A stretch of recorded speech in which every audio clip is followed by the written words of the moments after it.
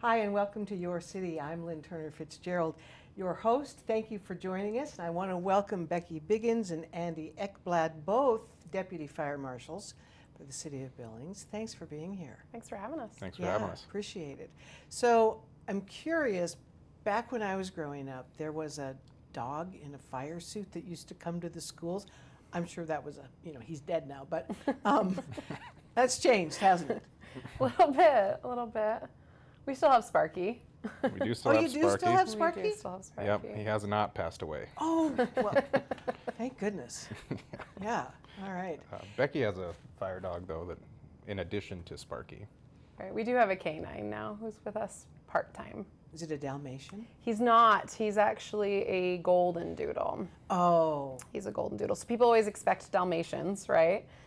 Yeah. The Dalmatians are fire dogs because historically, back when our apparatus were pulled by horses, Dalmatians are really good with horses, and they're also good guard dogs to guard the equipment. Oh, okay. The majority of fire dogs at this point are therapy dogs or community service dogs in that way. Yeah. And any dog, any breed can do that, but Dalmatians are typically less prone to that type of work. Okay, so what does your pooch do? So he's there for the first responders. So he's just to help calm down. And when you touch a dog who's calm, it helps reduce your heart rate, reduce your blood pressure, reduce your cortisol and adrenaline levels, increase your feel-good chemicals, oxytocin, serotonin. So the thought is just about having a dog around to be able to hang out with and You see pet. that more and more all the time. Yeah. Now they have dogs in schools now that help de-escalate, nervous kids or tensions or whatever. Yeah, they just They're make life better. wonderful. They are, yeah. And then he'll do some tricks when we're with preschool students teaching fire Really? safety. He'll do some different things. So. Now, back up to first responders. In what occasion would you two go to a scene that required first responders? Well, anymore we don't in our office. Typically, we're doing code enforcement, Right. investigations, and public education. We do respond to structure fires after the fact, but in our office, we don't respond to emergencies at this point. And I understand it's all commercial, all business that you Commercial folks inspect. And educational, yep. Okay, all right. How did you get into it, Andy? Well, I think most of us grow up wanting to be firefighters. It's the Really? normal 5-year-old childhood dream. Oh, yeah. And I don't think anybody necessarily grows up wanting to be in the fire marshal's office, but that's something you learn about later on in your career. It's super cool, though. It is very cool. cool. Yeah, people should do it. But so I mean, I just had I was the 5-year-old that never grew out of it really, and so went to college for paramedicine and fire science, and got hired at a pretty young age. So I was very fortunate in that regard, and then after a few years, was able to get a spot in the fire marshal's office. So you were a firefighter. Correct. Yep. I Okay. was on the engine for about 8.5 years. Was that in Billings? Yes. Oh, okay. And Becky, what was your drive?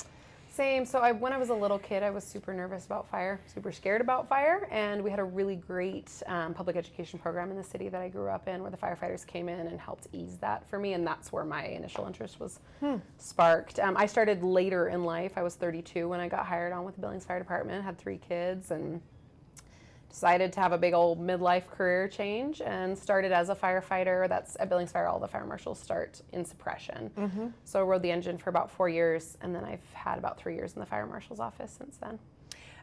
How many women are on the force? Like a percentage? I don't see a lot, I don't think. No, so we just hired number 5, correct? Just started. I think I'm trying to count how many of us there are. There's 5 or 6. 5 or 6. Okay, Out of about 130. right. Right. Okay. I think the national numbers, female firefighters account for about 4% of career firefighters. Okay. So now in the fire marshal's office, it is mostly code enforcement, inspection. What is your main opportunity? So we do investigations. So whenever there's a structure fire and certain vehicle fires, we'll do investigations for origin and cause. And then we do inspections of all new businesses, all new structures. Code enforcement makes sure that we're as safe as possible here in Billings for commercial structures. And then we do community risk reduction. So we develop programs looking at the hazards that our community faces to see what we can do to make them safer. And part of that is public education, engineering, the way that our emergency response goes, things like that. Well, you must be then working with a number of city agencies I mean, with traffic and a lot of other agencies that all kind of make up the public safety. Yeah, absolutely. We do a lot of collaboration. Yeah, we work primarily with the building department on all of our inspections. They're a big part of all of those. And then certainly with PD, with the safety squad program that Becky's helped develop, PD is a big part of that now. Mm-hmm. Now, what about buildings? Let's go back. I'm not really clear on codes. So how often are fire codes updated? About every 3 years, typically. So we just underwent, if you follow stuff going on with City Council, we just updated ourselves to the 2021 version of the International Fire Code. So we're operating under IFC and IBC 2021 right now. There's a 24 version that we may or may not pass over and then go to the next one, because it's codes become more stringent. All fire code is created because typically some large incident happened, right? And so fire code's kind of written in tragedy, and then we're trying to figure out how to not have that happen as things go forward. So when we update to a new code, there are often certain things that have been tweaked or changed to make things more safe. Right. And when the state adopts a fire code, then it is required that the cities then follow suit and come up to that code as well. So Montana State is currently operating under the 2021. And version of this IFC. is a national code then? International, yep. International code. What about a building that existed way before these codes got updated or written? Are they grandfathered? Any building that hasn't changed its use, they're under the code. They're subject to the fire code for when it was built. There's exceptions to that for high hazard issues, but for the most part, they're subject to the fire code the year the building was built, as long as it hasn't changed use. Or undergone a large renovation. If there's a renovation that takes place, then they'll be required to bring it up to current fire code during that process. So do you need to keep track of all that in your office? Which building has which code?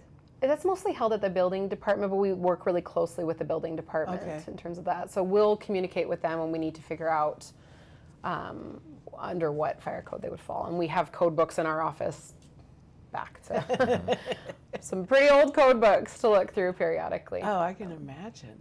Do you anticipate the fire department growing? It is going to grow, isn't it, because of the new movement to the West End? Isn't there a new firehouse being built out there, a station? Not being built yet, but it's in the works. I mean, our community That's okay.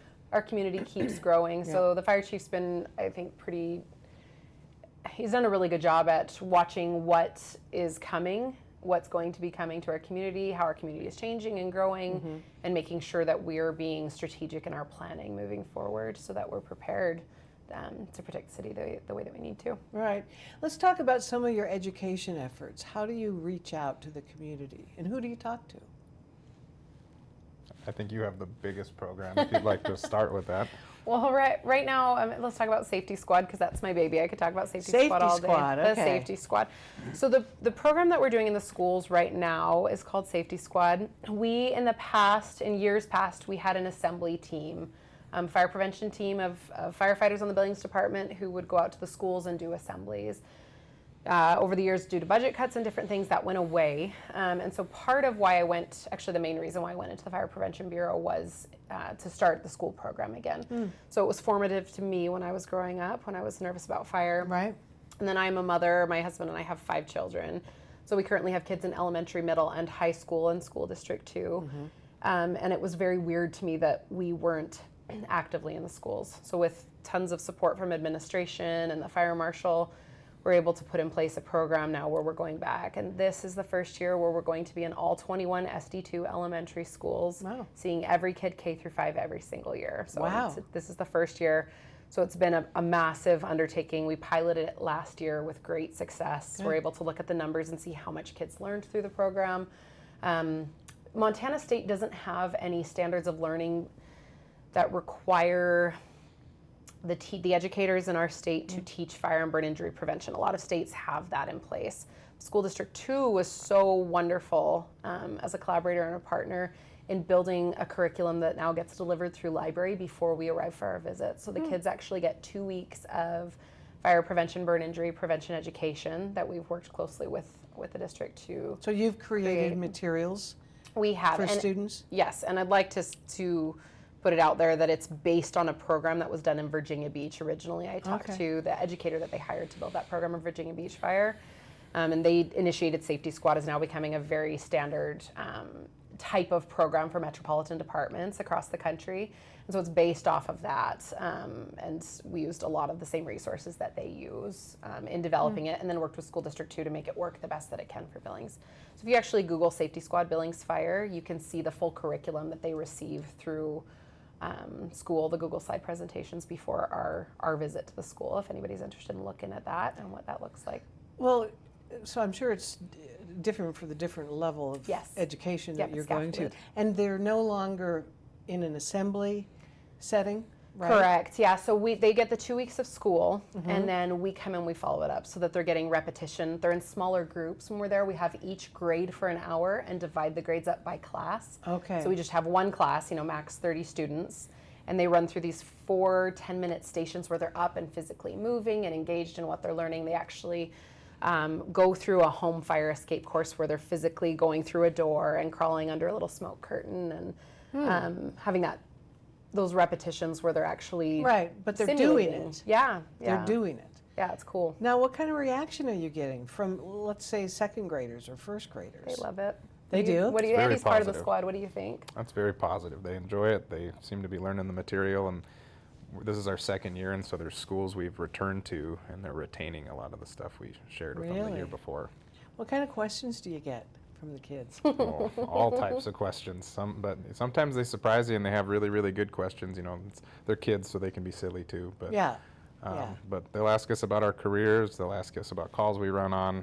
Some of them ask about the resources we have available, especially when you start getting into like the 5th graders. They'll ask about the smoke alarm program, things like that.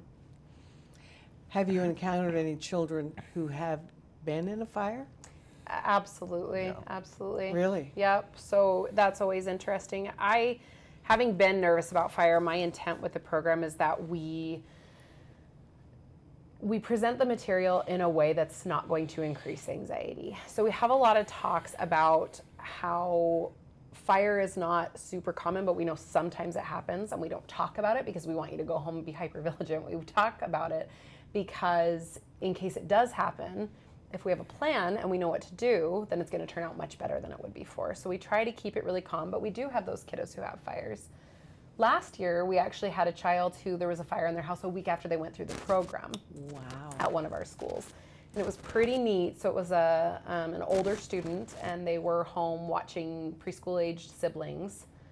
And there was an incident where the younger kids were doing something maybe they shouldn't have, and the fire began. But it was really neat for our fire marshal to show up on scene and speak with the child who was babysitting, who said, I just did this at school. Wow. So we had a meeting place, and I knew that I shouldn't call 911 until I was outside of the house, and she did everything right. And it was really beautiful, I think, for all of us involved to hear that. That's so impressive. It was pretty cool. It was pretty neat. Oh, wow. So I'm passionate about it. I think it's important. Do you think these kids are going home and suggesting to parents that we check smoke alarms and... I hope so. Yeah. We, after one of the pilot schools last year, I actually had a smoke alarm form on our website, which Andy can speak to the smoke alarm program in a little more detail, but we had a child go home from the program and fill out a request to have their smoke alarms evaluated.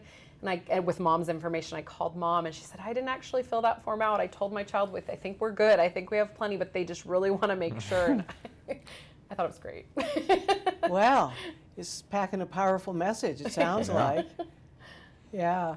So how often will the program change? Will there be updates coming? Yeah, absolutely. So this year we have a huge update. What we end up changing is that the 4th and 5th graders, the thought being that once the kids have had fire for several years, the concerns that we're seeing in those older kids are a little bit different. So the normal age for kids to be really scared about house fires and really need that support and that education is like 1st and 2nd grade typically. That's when that's their big concern. We were finding in the pilot, the 4th and 5th graders, they're more nervous about like bad guys and what if I have to call 911 and those type of topics. So we collaborated with the police department who were just incredibly supportive and interested in coming into the fire safety squad. So for 4th and 5th graders this year, they are still getting the fire education before we arrive, but then when we're there for those 2 hours, the last 2 hours of the school day, we have a dispatcher and 3 police officers come to help us teach the stations, and the topics they're getting are physical safety. We really want to be talking to these young kids about seat belts. We've had so many incidents in our town with avoidable deaths with seat belts, so we're really, really wanting to focus on that education. That's part of the community risk reduction initiatives that we're taking on. Seat belts, helmets, firearms, things like that.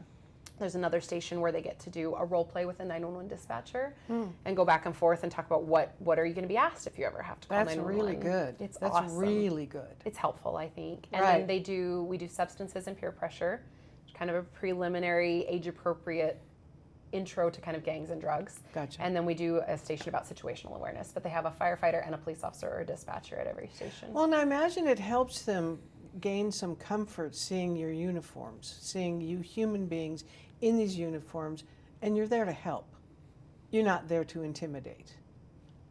Absolutely. Yeah, and then the dog helps, of course. When he gets to come. Yeah. All right, can we flip over now to the business side of your jobs? I just learned about this, the Knox box, Knox box. What is that?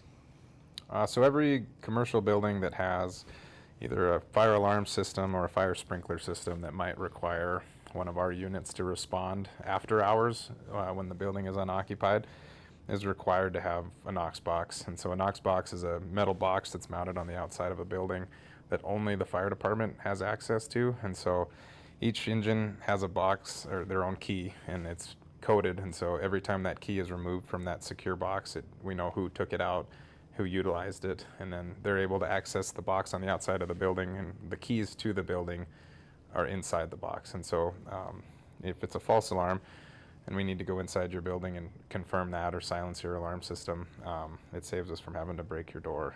Yeah.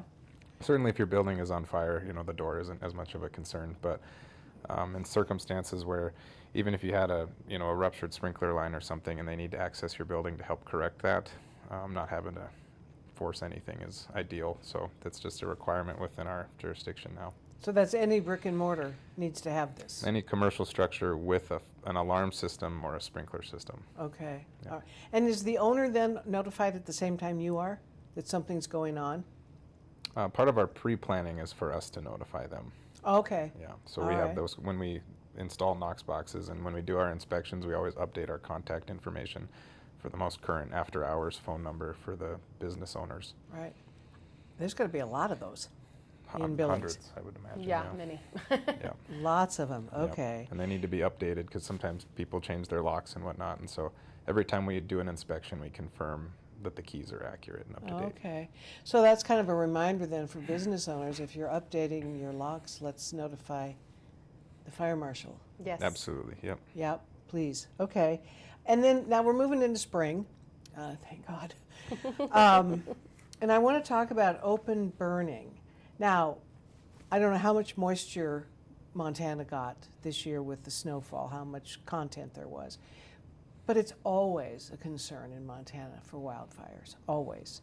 And we could certainly see them in an urban setting as well. We've got a lot of trees here. What can an individual do to protect their property? So one of the biggest things to protect property is to make sure that you don't have a bunch of combustibles next to your house, including bushes that are overgrown and dead, things that can burn piles of combustibles inside or outside a house. We see sometimes super clean, well-kept, well-maintained buildings burn down, but we see more fires, I would say, in buildings that have a lot of extra combustibles where they don't need to be, right? Because then we have combustibles next to things that get hot, you're more likely to start a fire. We're less likely to see a problem if there's something occurring. So I'd say one of the best ways that you can keep your space safe is just to keep it tidy and well maintained. Make sure that you don't have deadfall or trees or bushes too close to the home. That's certainly something that can help. Trees, I know, is a big deal, and even because the embers can fly through the air, it might not even be near your house, but it could land there. Yeah. What fire about brands your can go on roof? house. Is there anything to do on a roof? There are certain types of roofs, definitely. Yeah, certainly, and keeping them, keeping duff off the top of them and out of your gutters is ideal. Duff? like deadfall. Oh, from okay. trees. Firefighter words. It's That's a dry, lingo. dry vegetation. Got it. Duh. Now I've learned a new word. Thank you. Yeah. You're welcome. Okay. All right. What about recreational fires? I mean, we're going to have a fire pit on the patio, or we're going to go build a campfire and do marshmallows. I don't know. There's guidelines on the city website for what you're allowed to have with a commercial fire pit and how they're the size they're supposed to be, and it's all A on commercial our website. fire pit. Well, you can't just make your own. You have to have something that's designed to be a fire pit. And if I suppose you could make your own, but it would have to be a permanent deal that was designed for that purpose. Versus, and those guidelines are all on the city's website. So you would need to get a permit before you decide to build your own. Oh no, not No? necessarily. No, you just would have to make sure that what you make is within the confines of what they allow. Okay. Right. within If the you need a city. permit if you want to burn, like let's say you're in a little bit more of a rural area, or just periodically we'll have people decide to burn tree branches in their yard Yeah. in an unapproved pit, and we've seen structure fires start that way. So Right. anytime you're wanting to open burn, you need to get a permit. You do need to. Yeah, get a make sure the permit. weather conditions are appropriate, make sure the location's Yeah. appropriate, and Where that do we you get know. that? You would contact the fire marshal's office. Oh, okay. Okay. Yep. Well, weather changes so quickly. I mean, it seems to me you'd almost need day of permit They're for you to determine is it going to be windy that day or not. right. They're typically done within close, yeah. within a day or two. Yep. Oh, okay. So just give you a call. Do you have to go out and investigate the area before they start the fire?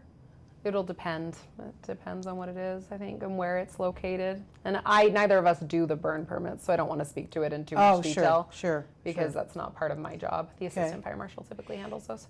And then, is there a checklist for businesses to go through for fire inspection? Is that something that you typically do with businesses? Do you go into a business, or are you invited into a business? So there's certain things that trigger inspections. I don't know if you want to speak to that.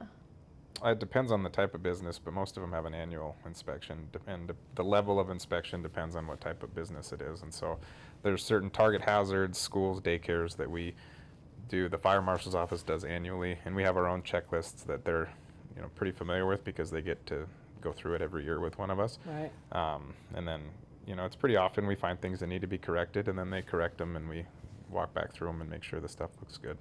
Is it just the two of you doing the inspections? No, there's No. 6 in our office. So there's the fire marshal, an assistant fire marshal, and 4 deputies. And we all Okay. kind of take different jobs. So one of the deputies does target hazards. One does liquor licenses. So getting a liquor license is something that will trigger a fire inspection. They require it at the state level. I do all of our new business inspections here Can in you tell me Billings. why that is? Why the state requires A liquor license to have a fire inspection? I don't do the liquor I licenses think either. code requires it, We yeah. do. So, Okay. but it is kind of the standard. It's a standard, yeah, I think that's a national thing. So I do our new business inspections. So as part of getting a new business license with the City of Billings, you need to get a fire inspection. And part of that, and I can speak to that because that's something that I do, is that it's a good opportunity for us to go in and make sure that the building's being kept to code and that it's going to be safe and that what's being done in that location is safe. So anytime somebody applies for a business license in the City of Billings, in order to finalize it, I'll go in and do an inspection of the space, make sure they have their extinguishers that are serviced and mounted in appropriate places so that if people need to use them, they can. Make sure there are no unapproved locking mechanisms on doors that would bar the use of exit doors. Right. Make sure that the building's not being used for a purpose that it was not intended for. For example, you can't have a small business that's meant to be a retail location now being used as an assembly occupancy where there's going to be a lot of people in it. Oh, okay. So different things that I look for. And yes, if you're curious about what that entails, you can look up Billings new business inspection checklist, and there's a full list of just some general things that I'd be looking for when I go out on those inspections. Okay. People can look through. Then what's the next step? Is there a certain amount of time that businesses have to correct and to bring things up to code, and then after that, do you go back and check it off? I typically go back in about 2 weeks. Some situations require a little bit more time. As long as people are working to correct it, because our goal for our office, the City of Billings, and the business owners is to keep the spaces safe. Right. I feel like in general, our business owners are wonderful to work with. They want their spaces to be safe for the people who Sure. are coming in, their businesses. So we don't have a hard line deadline on things. Right. When progress is being made, then our office will work with people to make sure things get corrected and safe. All right.